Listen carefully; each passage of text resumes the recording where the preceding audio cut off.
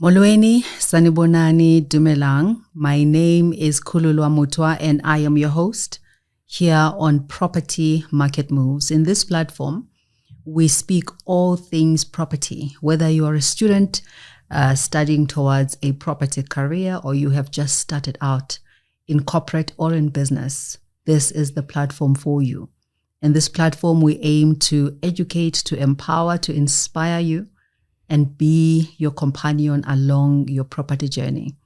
In studio today, I have Hazel Masingi. How are you? I'm good. How are you? I'm good. I'm good. Happy to be here. Yeah, man, happy to have you. Thank you. I think it's so exciting because, you recently won a Leading Youth Award. Yes.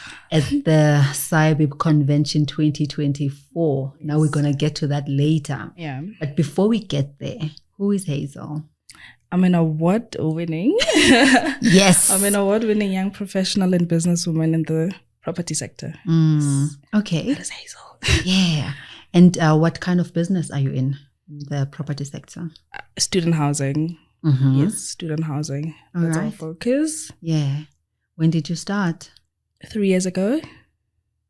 3 years in the game and you're already winning awards. Imagine. I was also so surprised. But I deserve it. Well deserved. Deserved. And I think, what is even more intriguing, and I know that property is generally for everyone, right? Yeah. One of our chapters in the first chapter, they have students who are not even studying towards property as being members, of that student chapter, because property is seen as an investment class. Yeah. And here you are with a criminology qualification. Yes. And how did you get into property? Well, I regret studying criminology, by the way. I don't regret the course. I regret spending years just studying a course I do not wish to pursue a career in. But while I was studying criminology, I fell in love with property. And I'm also currently pursuing my CPM certification with the Institute of Real Estate Management. Okay. So I fell in love with property while I was studying criminology. And you just transitioned like that? Yeah. And strange, I've got a law degree. And really my career has been in property. Yeah. And I understand. I think at the time when you choose a qualification, you probably don't really have a clear sense. Sometimes there are those who are fortunate to know from the get-go what they are. Want to do. Yeah. So I think it was similar with that for you. And how was the transition then? I'd say the transition was easy and hard. Managing rental properties and Airbnb units felt relatively smooth because I approached it with openness to learning and also it was genuine passion. However, transitioning into property investment and development was very hard. It posed many challenges. The complexity of logistics involved made it very difficult. Yeah, especially since I do not have any prior education or any prior experience in development, to be specific, which I believe would have eased the process. So it was easy and it was hard. What do you think would have made it easier for you? Experience. Yes, you were learning experience, but without the experience. So for anyone who wants to get in, so is experience the best teacher, or would having people holding your hand maybe through mentorship or similar types of initiatives, would that make it easier? Of course it would.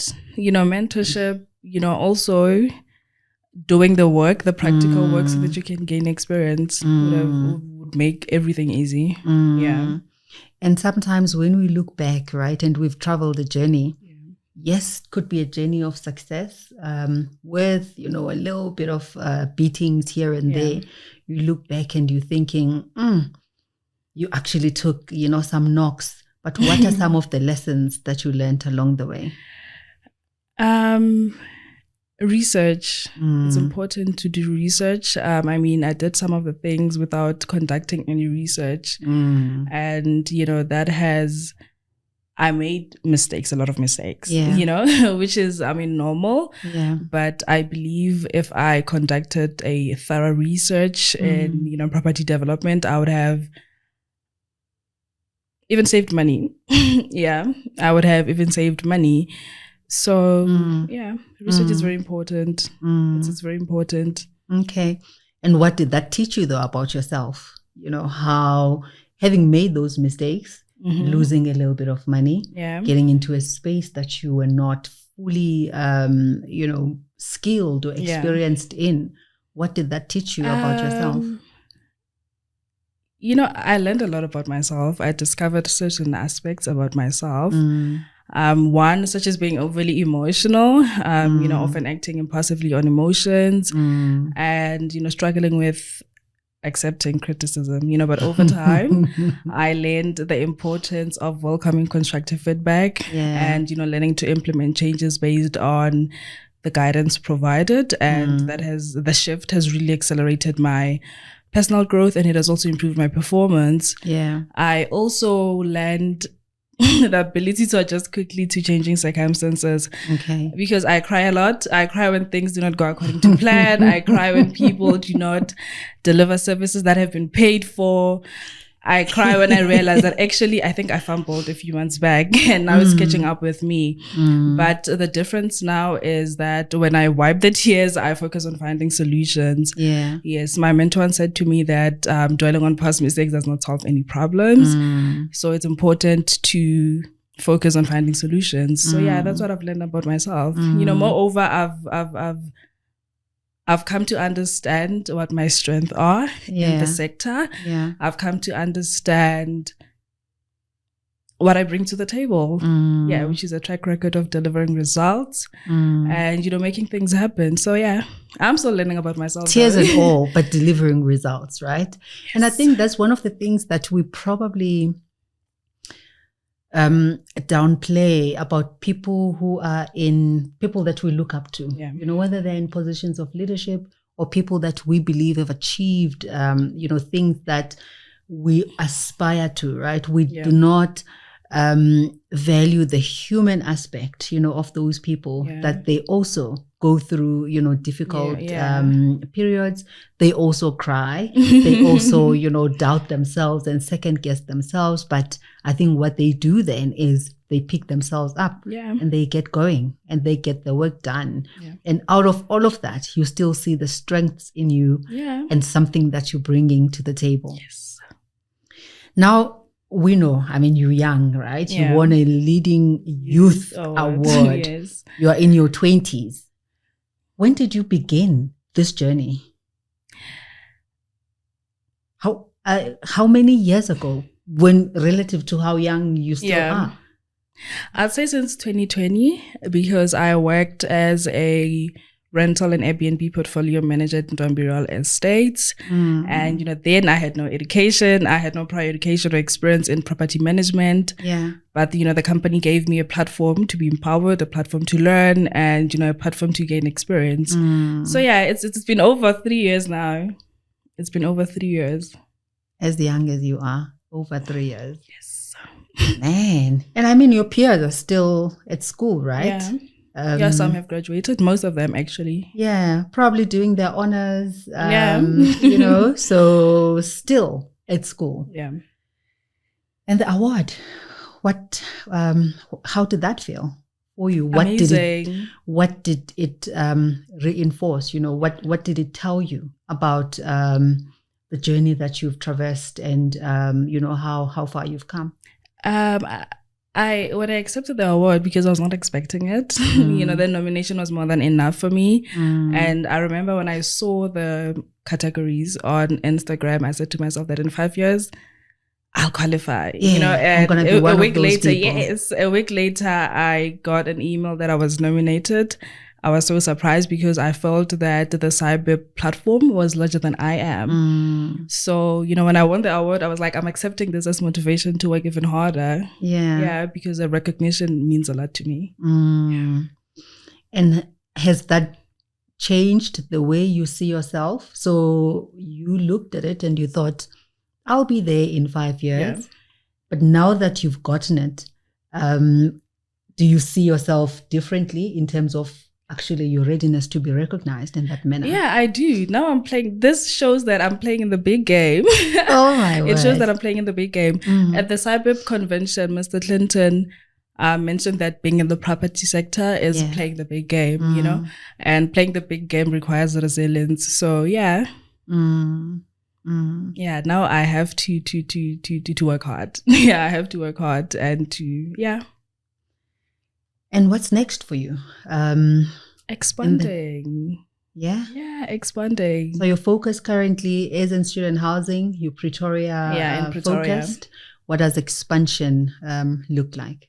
Within the province, within Gauteng and outside Gauteng, when the opportunities do arise, of course. Yeah. So watch the space. Watch this space. Yes. My goodness. And how big is your team? We're a very small team. Yeah, we're a small team. Of not young 10. Yeah, of ladies. Young. Yes, young. Young ladies. Young. That's brilliant. Yeah, those my age. That is brilliant. And mentorship, what has that done for you? You touched on the fact that, one of your mentors. Yeah. So how important do you feel it is to have that element as you grow in your business? I mean, it's important to learn from others, people that have, walked the same journey as you, so mentorship is very important. Networking is very important. Building relationships with professionals in the space is very important. You're going to, that's going to provide you with, with guidance, with support, and you're going to learn from others, and also networking is very important, like I said. And also networking led me to meet my mentor, whose advices, whose ongoing support has greatly contributed to my personal and my professional growth. So it's important to have a mentor. It's important to network and to build relationships. To build a strong network. It's very important. Do you believe that in South Africa, we're doing enough to empower young players in property?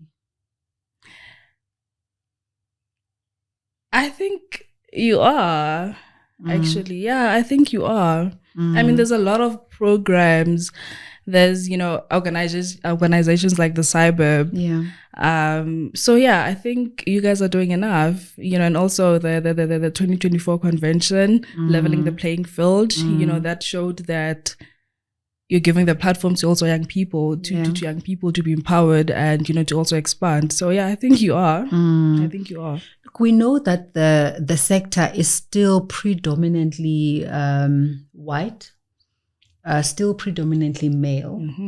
And here you are, a young Black female, right? So with all of these, and obviously, I mean, when you go to a bank or you go to a DFI and you want to raise funding for one of your projects, you've got 3 years of experience, behind you. But when you started, you did not have that. So how did you feel that, the readiness or the welcoming of, that space to actually enable you to have your first acquisition?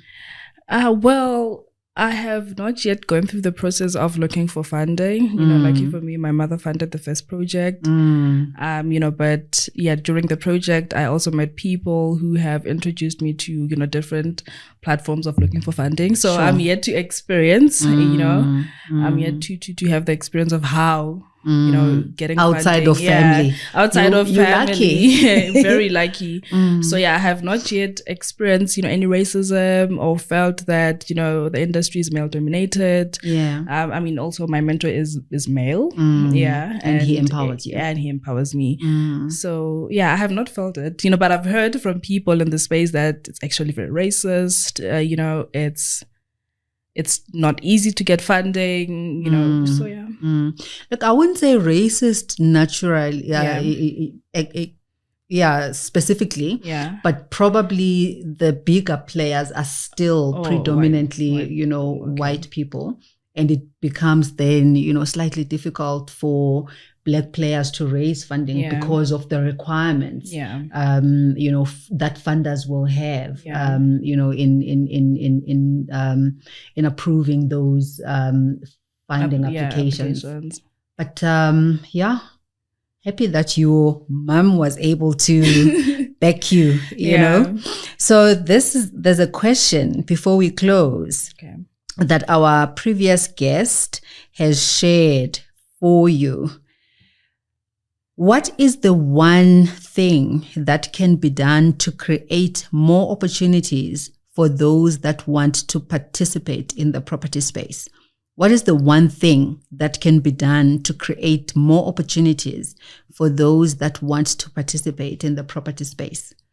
I'd say provide us with the information, and easy access to getting funding. It's information is very important. We need to first understand, the industry landscape. We need to understand, all the processes involved involved in, all the different sectors in property. Yeah. So information, easy access to funding. That's very important. So Okay. There we have it. Give us information so that we are better prepared for the opportunities that we are trying to capture. And that is exactly what we seek to do in this platform, to educate, to inform, to inspire you, and really become your companion along your property journey. That was a conversation with Hazel Masingi, the leading youth award winner for the SAIBPP at the SAIBPP Gala Awards dinner in 2024, and really showing us that as young as you are, you can get into property. Like, share, subscribe to our channel, and please do not keep this information. Just ensure that you empower yourself and do your best to reach the lengths that you are hoping to reach in any platform. Because as you've heard, Hazel did not think that she was worthy, and it just turns out that she was, and so are you. So until next time, goodbye.